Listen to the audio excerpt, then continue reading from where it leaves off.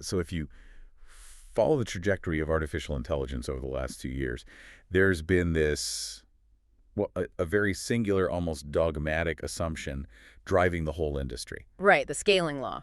Exactly. The idea that intelligence is essentially just a function of size. Like, if you want a smarter model, you just need more parameters. More compute, massive data center. Yeah, data centers that consume enough energy to power, a medium-sized country. That has absolutely been the prevailing wisdom. It's this brute force, bigger is better approach. Yeah. You feed a model the entire internet, you give it 1 trillion parameters, and boom, you get a genius. And to be fair, that approach, it has worked incredibly well. It gave us the whole current generation of frontier models. Oh, absolutely.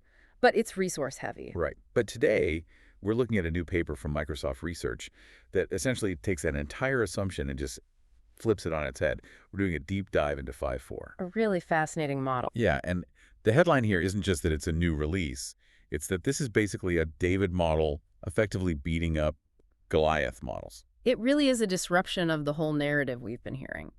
Phi-4 is an open-weight model with only 14 billion parameters. Which sounds like a lot, but In the world of LLMs, 14 billion is tiny. It's a lightweight. For context, the models it's competing against, and in some cases actually beating, are speculated to be in the trillion parameter range. so we are talking about massive orders of magnitude in difference. Completely different weight classes. And usually when we talk about small models, you're talking about compromise, right? Right. You use a small model because you want it to run cheap or maybe run locally on your phone or laptop. Right. You accept that it's going to be a bit dim. Exactly. You don't expect it to solve complex physics problems. You expect it to be a good summarizer, maybe a decent chatbot, but definitely not a heavy reasoner. But Phi-4 totally breaks that mold. Based on the technical report, on very specific high-complexity benchmarks, specifically graduate-level science and competitive mathematics, it is outperforming models 10 times its size. Which is wild. It is. And the part that really made me pause when reading this is that it's outperforming its own teacher. Ah, yes, the GPT-4o dynamic. Right. It beats GPT-4o, which is the model that generated a ton of the data used to train it on these specific reasoning tasks, which on the surface just doesn't make any sense at all. It sounds completely paradoxical. Completely. If I copy your homework, I really shouldn't be getting a better grade than you. You'd hope not. So the mission for this deep dive is to figure out exactly how they pull this off. Because if you can pack GPT-4 level reasoning into a 14 billion parameter box, the implications for efficiency and accessibility for everyone listening are just massive. It changes the economics of AI entirely. And the secret sauce here, it isn't hardware. It's data. Data quality. Exactly. This paper is effectively a manifesto declaring the end of the big data era, where you just vacuum up the entire web, and it's the beginning of the synthetic data era. Okay, let's unpack that, because the report dedicates a huge section to this synthetic data revolution. Now, historically, models are trained on organic data, right? Right. Web pages, Reddit threads, Wikipedia. Yeah. So why is moving away from human-written text considered an upgrade? I would have thought organic text is the gold standard because we're the ones with the actual intelligence. You would think so, but think about the actual quality of text on the internet. That's pretty terrible. It is so noisy, it's messy. If you go to a forum looking for, say, a coding solution or a math proof, a human explanation is almost always nonlinear. Oh, because we skip steps. Exactly. We skip steps because we assume the reader already has some context. We say, obviously X implies Y, or we just write the answer first and explain it backward. Right. It's a stream of consciousness, not a carefully structured lesson plan. Precisely. And for a language model that is learning via next token prediction, that chaos is incredibly inefficient. It's trying to predict the noise right along with the logic. The researchers actually use a great analogy for this in the paper. They say organic data is like a transcript of a rambling lecture. Yes, and synthetic data is a pristine textbook. So it's really all about the signal-to-noise ratio. It's about linearity. Synthetic data allows them to essentially spoon-feed the model. They generate data where the reasoning is broken down into perfectly linear, step-by-step progressions. They've skipped logic. No colloquialisms, no assumed knowledge, just pure causal chains. This makes the learning process so much denser for a small model. But where does this pristine data actually come from? Because they aren't hiring thousands of math professors to sit around writing these textbooks. No, they are using the larger models, the teachers, like GPT-4o to write them, but they don't just ask for generic text. They use some very clever techniques to manufacture this high-quality data from scratch. Right, and one of the standout methods they mentioned, actually flagged this section, is instruction reversal. Oh, this is a brilliant technique. It sounded to me like they were basically reverse engineering the internet. In a way, they really are. So think about GitHub. There are millions of lines of excellent functional code out there. Right.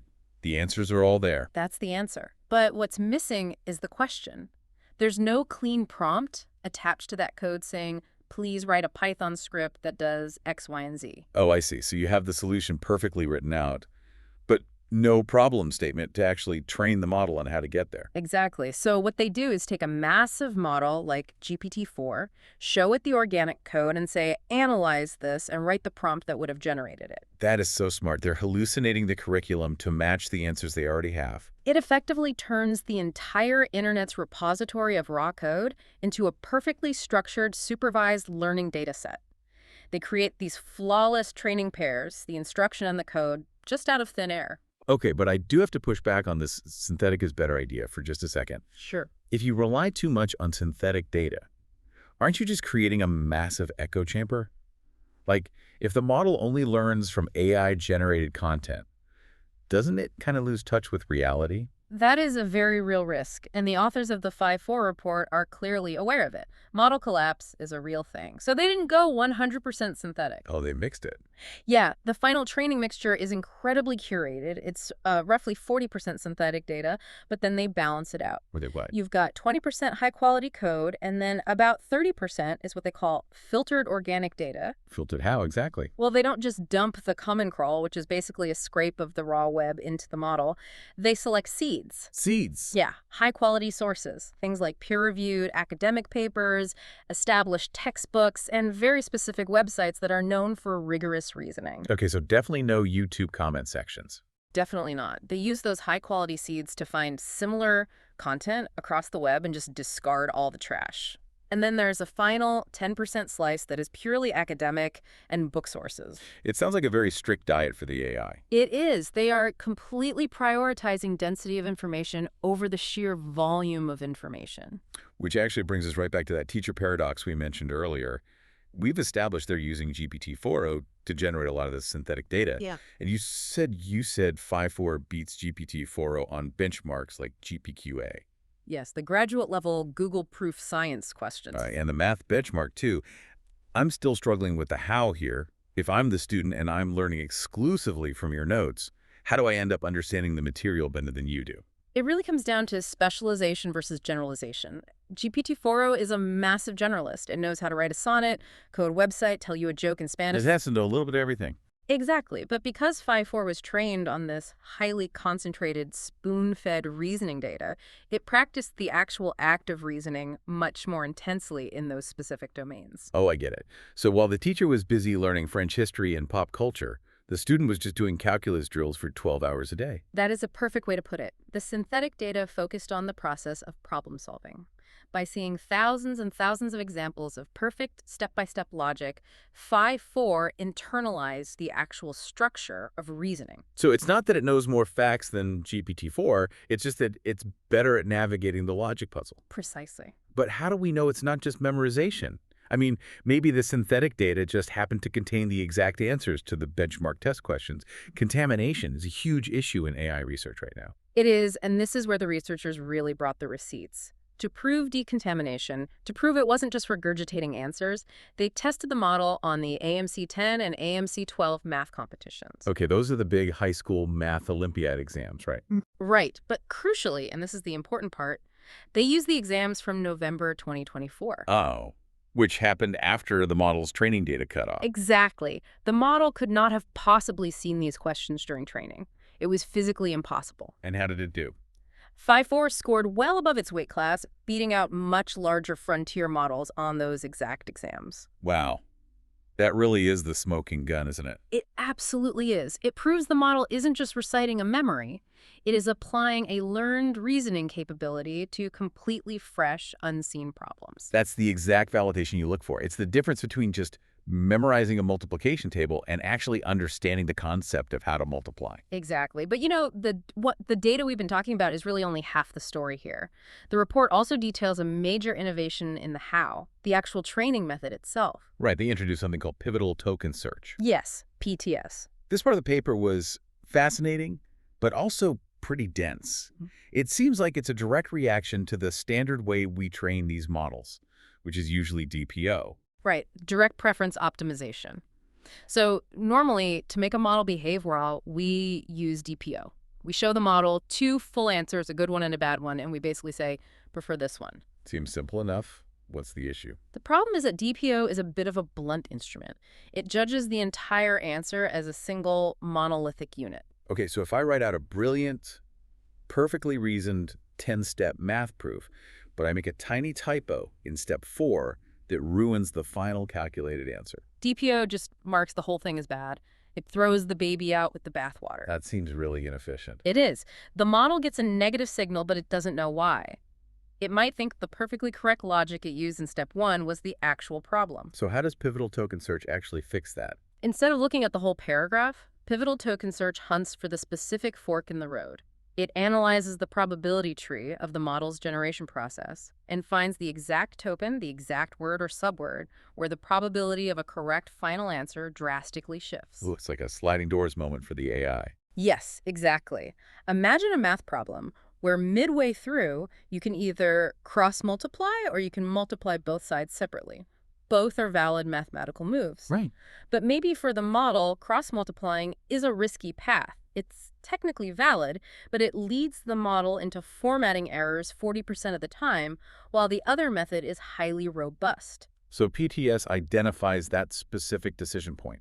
It identifies that exact decision point and says, right here, at this split second, choosing path A creates a 90% chance of success, and choosing path B creates a 50% chance. And then they generate preference data specifically for that single token. That is incredible. So it's not grading the final exam at the end of the semester. It's basically looking over the student's shoulder while they work and correcting their technique in real time. Like, don't step there, that's a loose floorboard. That is a perfect analogy. It optimizes the process of reasoning, not just the output. It teaches the model to make robust, safe choices at every single step of the chain. Which explains why it's so much better at complex math. Yeah. It's literally been trained to avoid the risky logical paths that usually trip up smaller models. Exactly. Okay, that explains the incredible reasoning performance, but we also need to talk about the mid-training phase, because the report mentions they did something really interesting to the model's memory capacity. Right. The context window. So base models usually have a fixed context window, which is just how much text they can read and hold in their memory at once. Phi-4 starts with 4K tokens. Which is pretty standard, but it's not huge. Not at all. But they didn't stop there.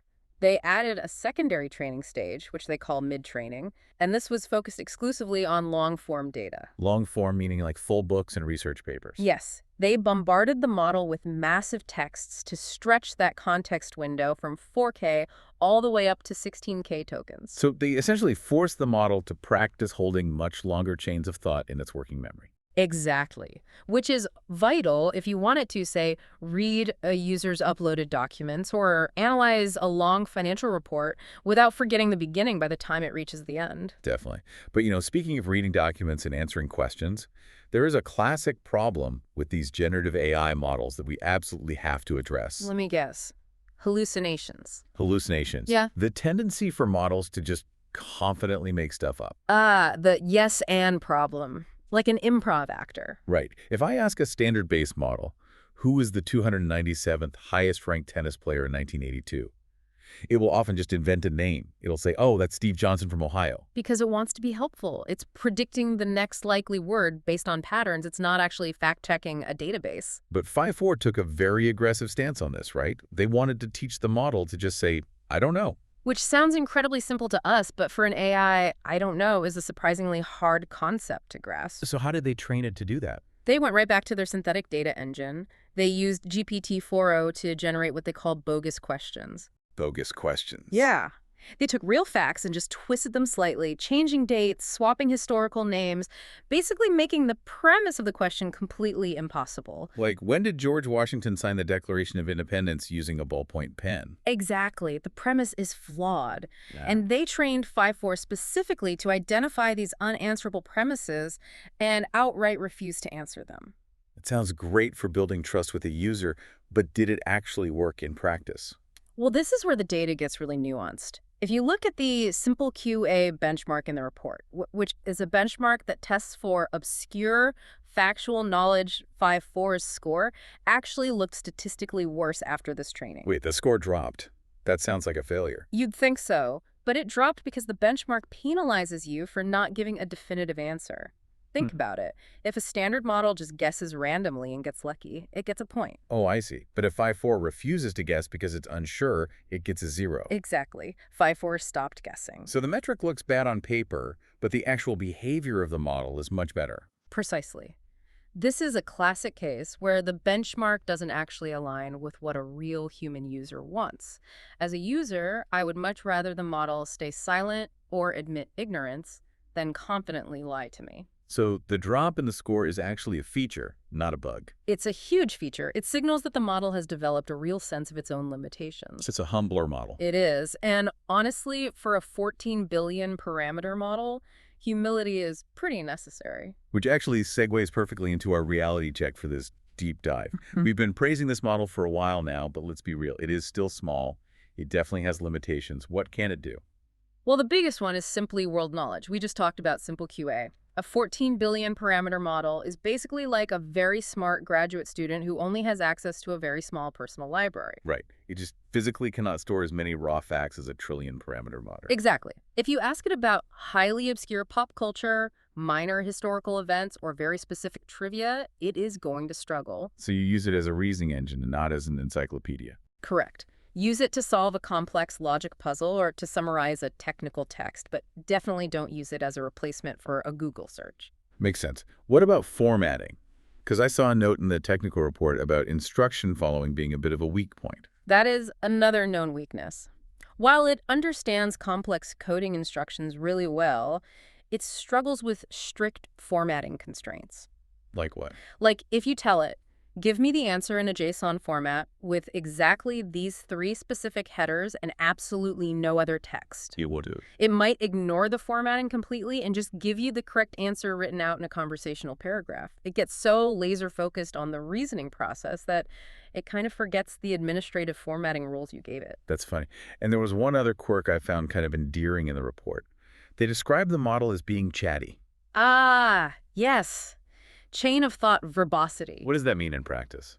Well, because it was trained on so much synthetic reasoning data, where every single answer in its textbook is explained step by step, it has a really hard time just giving a short answer. It can't just say yes or 42. So if you ask it, is the sky blue? What does it do? It will give you a full dissertation on Rayleigh scattering and atmospheric physics before finally concluding that, yes, the sky is blue. It constantly wants to show its work. Exactly. It's been heavily trained that good answers are long, detailed, logical explanations. So for very simple tasks, using it can feel like a bit of overkill. That makes a lot of sense. So bringing this all together as we wrap up, we started with this idea of David versus Goliath. Phi-4 is significantly smaller, it's cheaper to run, it's more efficient, and yet it's trading blows with the giant frontier models on deep reasoning tasks. What is the big takeaway here for everyone listening? I think the main takeaway is that we are actively finding a second path to intelligence. For the last decade, the only path was scale. Just add more hardware, build bigger data centers. The brute force method. Right. But Phi-4 proves that data quality is an equally powerful, if not more powerful, lever. By curating the curriculum, by spoon-feeding the model with this synthetic, pristine, textbook-quality data, we can achieve a level of intelligence that we previously thought absolutely required massive scale. It effectively democratizes high-level reasoning. You don't need a massive corporate data center to run a model that can handle graduate-level physics anymore. You could potentially run this on a high-end consumer device. It puts the power of a frontier model out onto the edge, and that is huge for data privacy, for generation speed, and obviously for cost. It is a massive shift. But I want to leave everyone listening with a final provocation to think about. We've seen what happens when you apply these super textbook, high-quality data techniques to a small 14 billion parameter model. It punches way, way above its weight. It certainly does. So what happens when we stop feeding the giant models junk food? Oh, that is the trillion-dollar question. Right. Like, what happens when we take a massive trillion parameter model, whatever comes next, and we feed it this exact same high-quality synthetic superfuel? If data efficiency is this incredibly powerful for a small model, the scaling ceiling for the large models might be much, much higher than any of us thought. We might not have actually seen the true potential of Goliath yet, simply because we've been feeding him garbage from the internet. A completely terrifying and incredibly exciting thought to end on. If this is just the result of giving AI better textbooks, I honestly can't wait to see what happens when the students get even bigger brains. Thanks for diving deep with us on Phi-4. Always a pleasure. Catch you on the next deep dive.